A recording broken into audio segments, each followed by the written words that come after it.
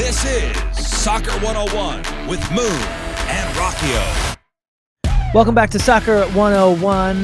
Moon Valjean here, your host, co-host with Matt Rocchio here from 101 ESPN. What a season. What a season. This is a tough week, but you know what? There's actually a lot to talk about, and I'd like to start with positive, and then we'll go to negative because there's plenty of negative to talk, and then we'll wrap it up with positive. But I just want to say thank you again for joining us on Soccer 101. We had a nice little news segment there on Channel 2. They did a feature on Rocchio and myself and the Soccer 101 podcast and the community that's grown here because, you know, our intention, Michelle and I's intention when we started the podcast was to introduce St. Louis fans, you know, soccer fans, casual soccer fans, new to soccer fans, to the sport in preparation for St. Louis City SC's inaugural season. And one of the big parts was to educate people on some of the basics, maybe get you back into the sport, remind you of what some terms are, just because, yes, it can be an intimidating thing to kind of come into a fandom, especially one as rabid as soccer fans typically can be, and as rabid as St. Louis was as far as the history goes here. So, and I think we had a success. I don't know, Rocchio, how do you feel we did? I think you guys, I mean, right off the bat, especially somebody who was a lot newer to learning some of the things that you guys were teaching people. I thought you guys did an incredible job of informing people, and, you know, getting that early interview with Berkey was fantastic. And so, yeah, I thought I loved what Soccer 101 was doing from the get-go. Obviously, you know, me and Michelle were both huge champions of soccer, you know, from the word go. You know, when I got to ESPN, you know, the team was already a thing, but it was a year out because of everything had gotten pushed back. And so, yeah, I was so excited when you guys started it, and, you know, I'm excited for the future of Soccer 101 and the future of St. Louis City. Well, I'm so happy you're here, man. There's a couple huge thank yous. One, to all the listening base. Two, to Michelle for starting this with me. And then three, Rocchio, you stepped in and just crushed this, man. Like, I appreciate that. You were so fun to sit next to up in the press box. Your enthusiasm, your attention to detail, everything. I'm so honored to have you here, and I'm so thankful to you for stepping in and allowing Soccer 101 to continue. Not just for our audience, but for me. So thank you, dude. Thank you. Like, a very huge personal thank you. Appreciate it. Yeah, of course. Thank you to all the listeners. Yeah. Thank you to you for, you know, being open-minded when I asked if you wanted to get back going. And of course, thank you to Michelle Smallman. She's so incredibly talented, and she cares so much about this show, and she cares so much about this club in this city that I knew it was going to mean a lot to her for me to step in here and do a good job. So I'm glad that I've lived up to that in part. So a couple huge congratulations. One, obviously, to St. Louis City SC for winning the Western Conference, even though they were knocked out in the best-of-3 round one of the playoffs against our rivals, SKC over there, Sporting Kansas City. But, I mean, congratulations to the entire town, the entire club, the entire organization, from the ownership down to the ball kids on the sidelines. Number one in the Western Conference is no fluke. It is no joke. It's not an easy league, and for a record-breaking season, congratulations to the team for doing what no one expected, and being the first and only team thus far to be an expansion team to win their conference. Absolutely freaking incredible. And then on top of that, what happens? Our beloved leader, St. Louis City SC captain Roman Berkey, is named the 2023 All-State MLS Goalkeeper of the Year. Absolutely amazing, and it ties perfectly into what I'm trying to pull off with Together Credit Union, because he is Together Credit Union's spokesperson, and I also work with them, and I would love to be a part of that Saves for Savings and take some shots, take some PKs on Roman Berkey. So there you go. Oh, I'd love to see that. Oh, dude, I've been trying to set it up for a while, and I think it's actually possible at some point in the offseason or next season. We shall see. I just have one thing. All I ask for is that they just let me be out there, so that then when we make the video of it happening, my goal calls, and we'll get Joey Zanaboni involved, who's a personal friend who I absolutely love. We'll get me and Zanaboni on the call together of Moon taking PKs against Roman Berkey. Against the freaking 2023 MLS Goalkeeper of the Year. I just want to put one of the upper 9 on and be like, oh, I got one. I'm not Cut sure. it. That's it. End it. Finish on a make, always. I'm not sure my knees will allow a goal to happen like that. But, man, congratulations to him. So very cool. Okay, let's get into the negative. We We lost 2-1. Second leg, we lost at home here. City Park got blown out 4-1. Swept in the first round, best of 3 series. We went back to Sporting KC. I was on stage during the game, so I wasn't able to watch the match live. But you better believe I was like checking all the stat boards and everything as soon as I got back to the trailer at the festival that I was playing at. And then I caught all the highlights and. Oh boy, let's break this down. How do we break it down? There's a lot to be said. They're not good in possession, Moon. Let's rip the Band-Aid off. Big question right out the gate. There's clearly positions that aren't up to snuff to compared to other spots, and they're not good at breaking down defenses when they're not in transition. I mean, they need to up the fullbacks. They probably need to get a wider variety or a deeper variety of attackers who can play out wide because I think they have some good players. But I think when you talk about clinical attacking wingers, that's not really a spot that they really have. That's not really something they can utilize unless, Thoresen is much better than, what we saw, right out of the gate. And that very well could be true. He could be a lot better than what we saw because he was still finding his legs a little bit, and it was a new club, and it was a different system and things like that. So that could be the guy. But I think it's, when you look at what happened in the playoff series, I think it's pretty clear what jumps out to a casual fan. Yes. I think you're right. Although I think that's second priority on this, fill the spots thing. I've been talking about is number one. Yeah, from the get-go, this is a weird league. It's a weird league with very inconsistent and not great defenses. Now, something I noticed, watching a lot more minutes of the MLS this season than I had in the past. This is a very American league. The ball seems to be bouncing all over the place, and we have world-class players scattered throughout the league. Don't get me wrong. I'm not saying that, and this is not a slight on the league. But it's a very American ball. Like the ball is constantly moving. It's not a slow game. You're not going to get like an old school Jose Mourinho, Chelsea, park the bus, work the ball slow, keep possession sort of game, which is great. Thank God for that. That's what we want. We want movement. We want guys hustling. We want guys wearing themselves out by the 50th minute. Like that's the kind of sport we're looking for. And thankfully, that's the one we get. But it does remind me a bit of. It almost looks like indoor players out there. They're constantly just bum rushing the ball, flying all over the place. And I'm not saying that in a bad way. I'm saying it's a different type of game. And the problem is with that, if you have guys that are not good late season because they're just not up to snuff as far as the shape, they're not in shape, they're moving a little bit slower than they were in the first half of the season, you're going to have a lot of pinball and ping pong, and you're going to lose possession in dangerous places. Now let's start with the coaching. I think Coach Bradley Carnell is excellent. I think he is the right coach for the job. I think he's the right guy for us. I think in this first round of the playoffs, he completely got outcoached. I think he got outcoached in game one and very much so in game two. I think he was also up against a team that was completely informed. KC was like the best team in the West since May. We were not great since May, and not in form. Now, is it because the schedule? Is it because a lot of games? Is it because we are a newer team? We hadn't gelled yet? I don't know. But the defense and the midfield, Blom is not the guy. I like him. I like his style. But for what we're trying to do, he was at fault in this second game.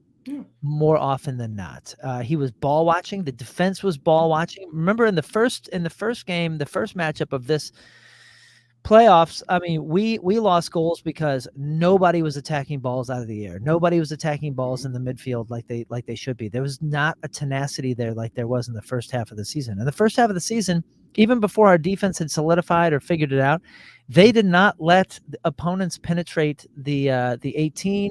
The last 18 yards. They didn't even let him penetrate the half very well, even though we weren't playing a possession ball sort of game. Where did that go in this playoff series? Where did that go?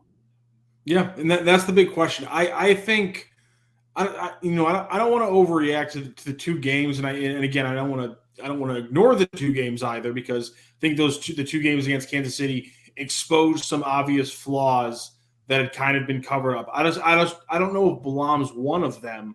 It's a hard job to be the destroyer on a team that's built this way, that's going to play this way. Because again, his job is to cover an absolute unbelievable amount of ground because the fullbacks are playing so far up. And again, I think that was the oddest and really the only thing I question about City's scheme over the last few months was just the play of the fullbacks. And I think you saw that mitigated when they switched to Hebert and Watts. And instead of both of the fullbacks going down both flanks at all times, it was just Akil Watts playing up the right flank the majority of the time, Kyle Hebert playing back more. And I think that made a lot more sense, and I think that was a good tactical move by Carnell, but you just have to up those positions overall. And we had a great conversation last episode about the fullback position and how it changed and how it developed over in Europe, and I think you're seeing that with all the teams that play this kind of style. They have outsized, one, attackers who can press, like a Sadio Mane at Liverpool when you talk about a pressing team, or they have some just crazy good fullbacks, or they have both, and they have good midfielders too. They're obviously very talented squads, but I mean those are the three top positions, and I think right now City's done a good job at one or two of those, but they're lacking a little bit at the fullback spot right now. And I think Parker and Nielsen are great, both of them. Obviously, Parker, in the running for Defender of the Year. But I do think they might be a little bit too similar of a player when you're asking them to be the only back line of defense without a third guy, a fullback staying back. I think that was the one tactical thing I question, and the one thing that can obviously be solved by bringing in new talent. And I think the way that Lutz and Carnell were talking about it in the postseason press conferences that they held on Wednesday, that's what they're getting at. Yeah. I've talked about the inconsistencies in defense in this league, which ultimately what I'm saying in that is if you have a consistent defense, I think you're going to go far in the playoffs. Yeah. I think that's going to make all the difference. And I think I'm not putting it at the feet of the defense because clearly our offense did not show up. Now, Pompeo, when he came in, making all the difference, he seemed to be the only guy that was playing as if it were playoff ball. Like he was looking to be seen as a playmaker. And let's use that word to shift gears to the midfield, the center mids. If we're looking for a CDM, if we're looking for a center defensive mid, and Blom is caught ball watching on both of Sporting KC's goals. But I mean, ball watching. What happened there? No assistance to the defense, all in the back line, not there. And I will also say that Leuven, and you can say what you want, and this is not an I told you so. I'm just saying that Leuven You've had 2 bad games. Okay, but we can't have a number 10 having 2 bad games when it comes to playoffs. And you're absolutely right. And I'm not putting it at his feet. What I'm saying is he proved me wrong throughout the season. I know a lot of people crashed on me because I had a lot of skepticism about the type of play that we're going to need for a number 10. Now, he proved me wrong on the stats, and he's a great stat guy. When he's having a good game, he puts numbers up in goals and assists, so he is a stat guy. But what I'm typically looking for and hoping for in a center midfielder is not a stat guy, is not a guy that's on the sheet necessarily with assists or goals. It's somebody that you don't even know is the freaking actual hero out here, keeping the ball, not miskicking, not giving away possession, really handling and holding that midfield in a fearful way to other midfields and to other defenses. Leuven totally proved me wrong on the stats, and he's a huge asset to this team, and he's going to be a key component going forward with strategy and building people around him. But he's not the number 10 that I like, the Ander Herrera, the Michael Carrick, I won't even say Lampard because he was also a stat guy. But like, we're going to need more out of Leuven as far as consistency and not losing the ball, not turning over the ball. Blom and him, Blom on the defensive side on a CDM, if that was what he was tasked to do on this last go, and Leuven, if everyone is looking at him to be a talisman and to be a stat guy and put those balls in and have assists and put balls on target, then a lot of the onus goes on him. And I say onus because I'm going to read this straight from this Post-Dispatch, so you don't think that I'm the only one talking about Leuven or whatever. Straight from the Post, it says, during a 34-game season, there were times where St. Louis excelled through standard run of play. But in the playoffs, St. Louis didn't often utilize stretches of possession to create goals. There were sloppy giveaways. The strikers and attacking midfielders didn't have consistent cohesion, and starting Sam Adeniran in the second game backfired. Overall, there was a lack of dominance and confidence that you often see in all sports from a number one seeded team. Carnell, in reference to the first game against SKC, said City was lulled into a slower, less effective game. As for creating offense, much of the onus is on Edward Leuven. The midfielder lacked sharpness late in the season. He had uncharacteristic missed kicks against SKC, be it with possession or even on free kicks. He just didn't have that magic making in his legs like we saw in early months of the season. I will push back on uncharacteristic missed kicks because when he's on, those balls are lasers. They're perfect. But when he's not, he's losing possession.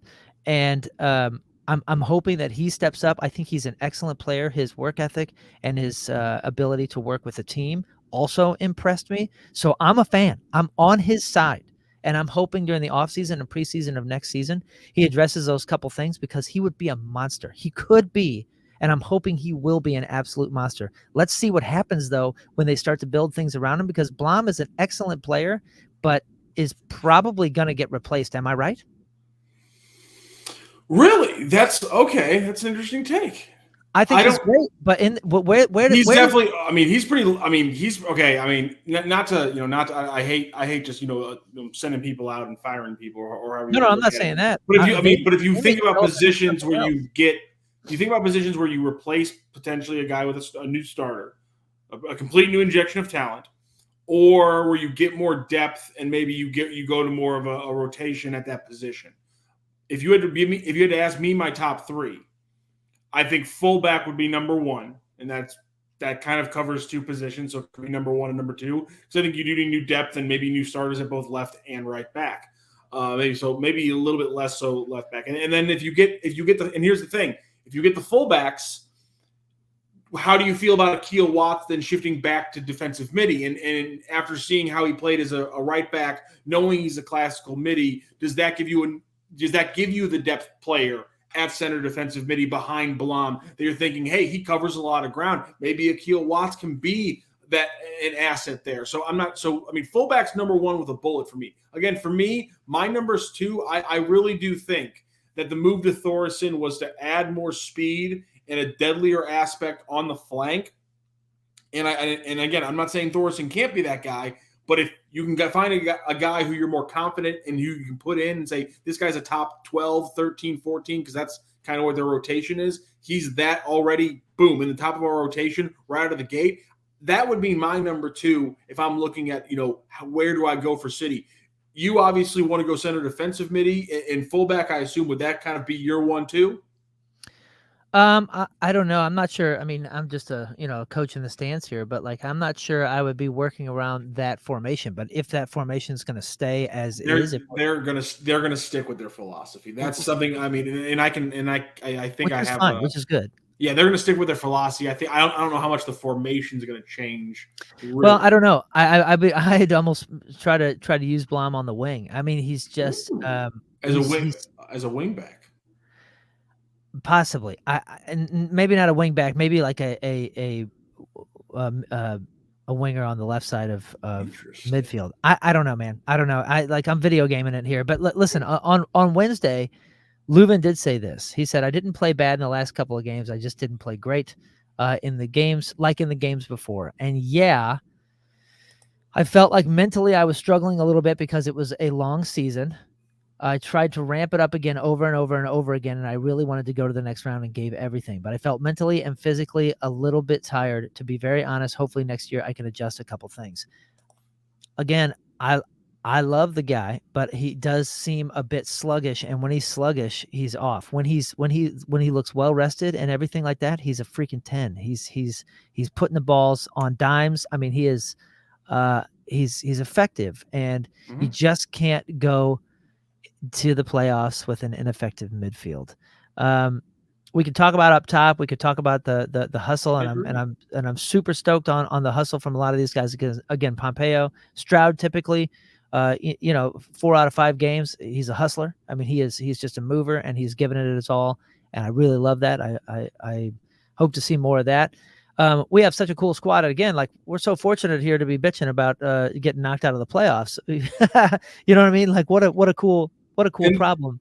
Yeah, it really is, and that's kind of been what a lot of Carnell and Lutz were talking about on a Wednesday was obviously we're disappointed, but again we have to frame it as no one expected us to be playing in a playoff game, and so you have to think about where we came from where we started.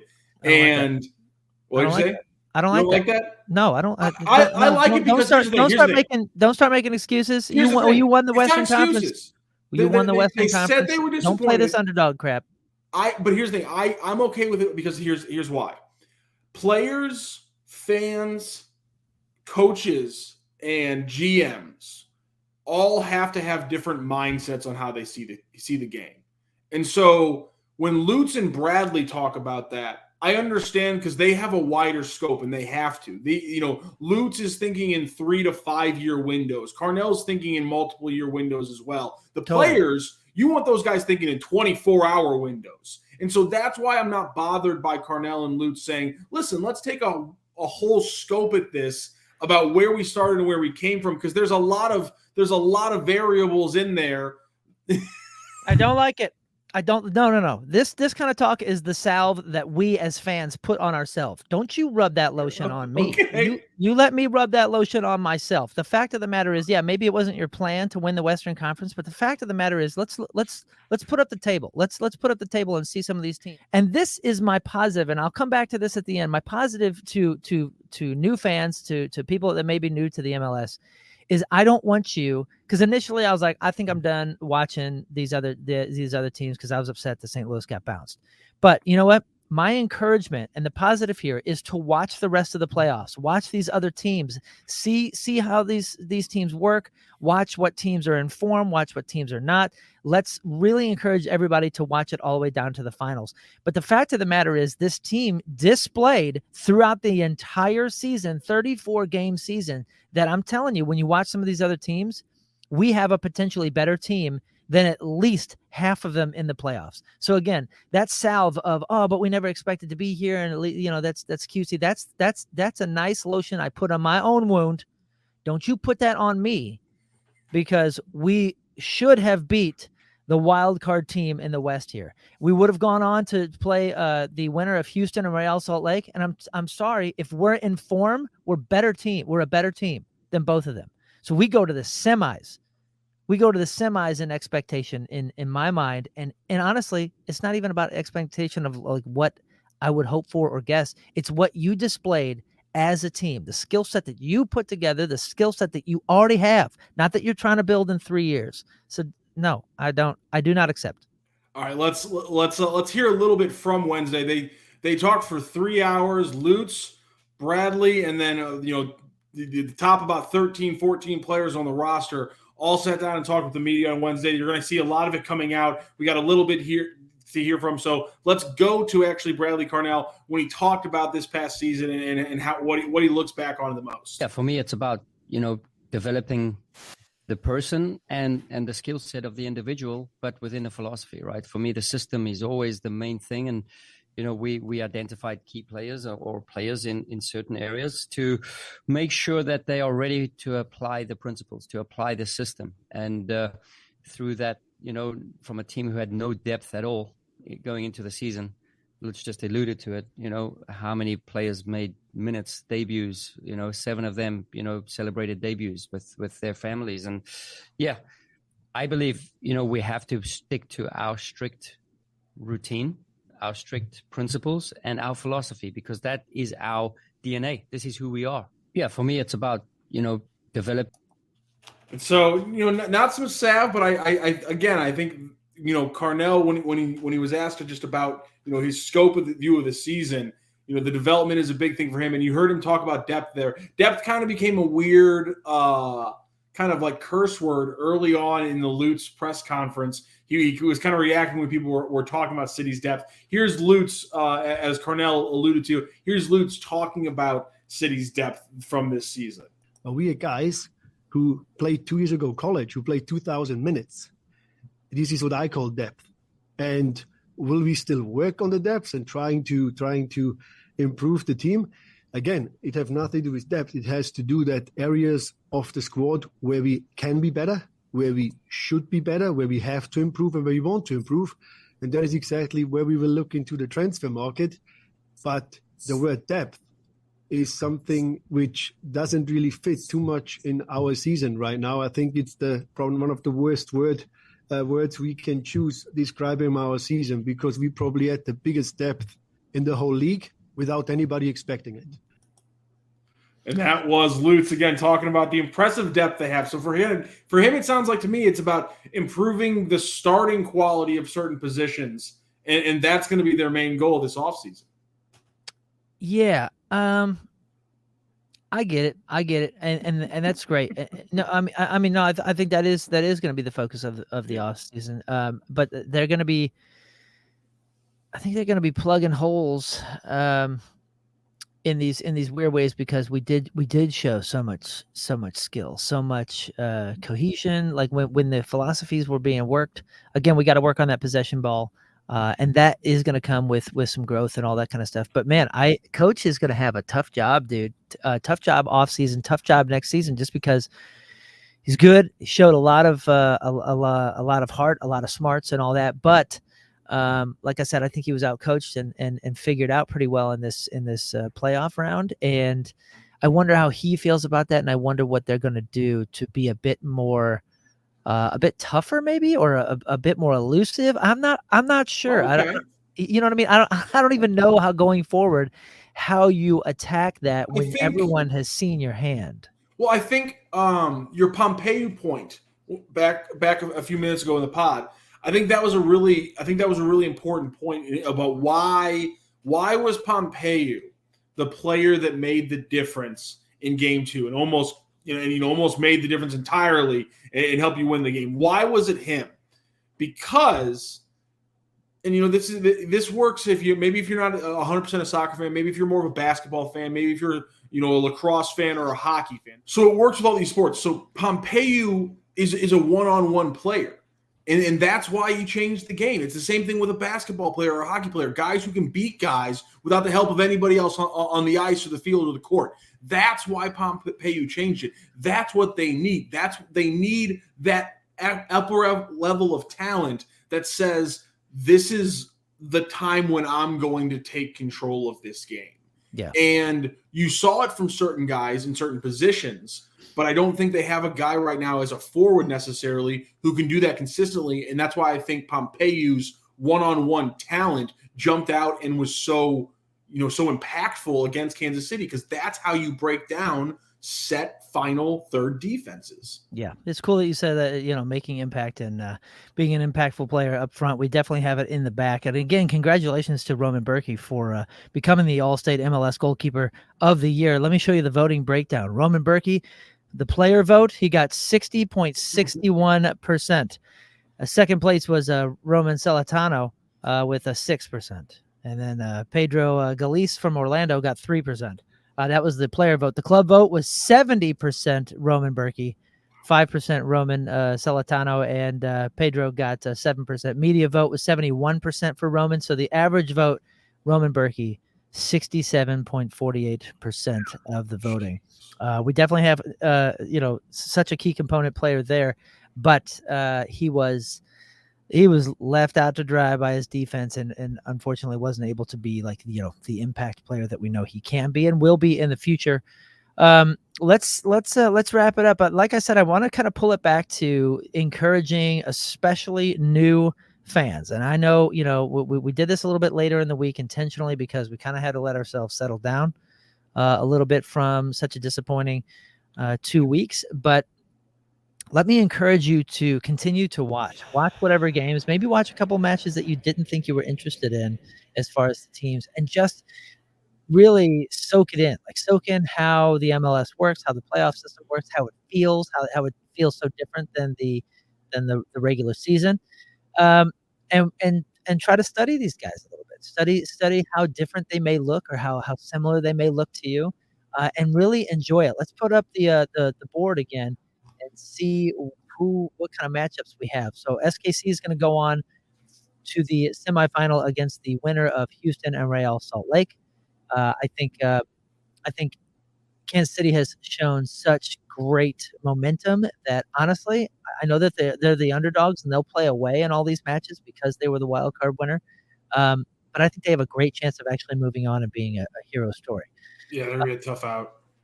Yeah, then LAFC will move on because they beat Vancouver, and they will play the winner of Dallas and Seattle in their semifinal. How about that comeback by Dallas? I mean, it doesn't seem like they're going to be able to replicate that in Seattle, but I mean, tell you what, the Sounders aren't sleeping soundly right now. Yeah, definitely not. I don't know what's going to happen there. I think they're going to wear each other out, and LAFC is going to beat whoever wins that anyway, and we'll meet probably Kansas City in the conference final. LAFC goes to the MLS Cup in my book on that. Now, on the other side, I watched a little bit of the Orlando-Nashville match, and Orlando moved on. Nashville looked super flat-footed, as did St. Louis City SC. I saw a lot of actually kind of comparable things happening. Cincinnati will take on Philadelphia in that semifinal. Cincinnati, the Shield winner for the season. I have them going on. Now, I watched a lot of the Columbus-Atlanta highlights, and man, first of all, Atlanta wins 4-2 in their second match to come back because Columbus was up, so they've tied it. That winner will go on to play Orlando. But what an interesting match because Almeida is a one-man show over in Atlanta. Atlanta looks tired and flat, and that was a clumsy game, and Columbus blew it just over and over and over. But again, it just goes to show that like when you get this late in the season, some of these defenses really fall apart, and it becomes this strange sort of like who can keep it together in the back. But Atlanta has such a striking force with Almeida up on top there, and he's going to be fun to watch. Honestly, I hope that they go on just so I can watch him more. But Orlando's in such good form. I see it being Orlando versus Cincinnati, and honestly, I don't know who goes on to take LAFC in the MLS Cup in my prediction model here, but I will probably say if Cincinnati keeps with it, they eke out a win against Orlando in the conference final. What are your predictions? I'm honestly thinking that Philadelphia Union right now might be the scary team right now. I mean, obviously, Orlando City's so damn consistent, but I really do think that if Philadelphia takes down Cincy, obviously taking down the number 1 seed means a lot, and I really do think Philadelphia has a very good chance to do it. I think if Philly takes down Cincy, they take down Orlando. They're playing in the MLS Cup. Huh. And then at that point, if Sporting Kansas City gets on the run, and if Sporting Kansas City stays on this run, I don't know if anyone beats them. But obviously, losing Logan and Dembe is gonna put a little bit of damper in that. So if they can get Johnny Russell, they can get Tommy 100% up to health. And having Melia, as that trump card if you take a game into the penalties, I just don't know if a team's going to be able to completely cool the fire of SKC. So it's not going to shock me right now. If I had to put a little bit of money down, I don't want to go completely chalk. I want to make a little bit. I think I'd have to find a way to put SKC going up against Philadelphia. Wow, man, that'd be cool. It'd be fun. That would be cool and unexpected. But here's the thing: a few weeks ago. If Columbus survives somehow, if they right the ship and win Game 3, they won't. They could. That's the thing, though. If they're completely destroyed, it's over. You're right, but if they are able to right the ship, if they're able just to leg it out, there's no telling what happens if they keep playing because Crew's been so damn solid the entire season as well. Yeah, I know, but they looked really confused. They need to start rubbing lamps or something. I don't see anything happening. Burn sage. It works for St. Louis teams. Yeah, I'm not sure anything happens there unless they really catch some magic. So anything's possible. That's what makes the beautiful game the beautiful game. Let's leave it there, but let's encourage everybody to continue to watch the playoffs. And I say that we continue to do episodes and just kind of update everybody. There's going to be off-season announcements. There's going to be international announcements. There's going to be all sorts of stuff. And here's the thing: this is one of the best parts about soccer and having soccer now in town and doing a podcast about it. It's a short off season, ladies and gentlemen. Yeah. They get about 8 weeks, and then they're in the CONCACAF Champions Cup. We talked about continental soccer a few episodes back.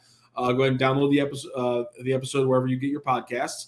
And that means they're playing games in early February, which means these guys are back training in January. So they get 8 weeks. They get November, December, and then they're back on the pitch because we're going to have soccer again right out of the gate. And in between that time, again, December hits or January hits, and the official window opens, and then who knows what happens.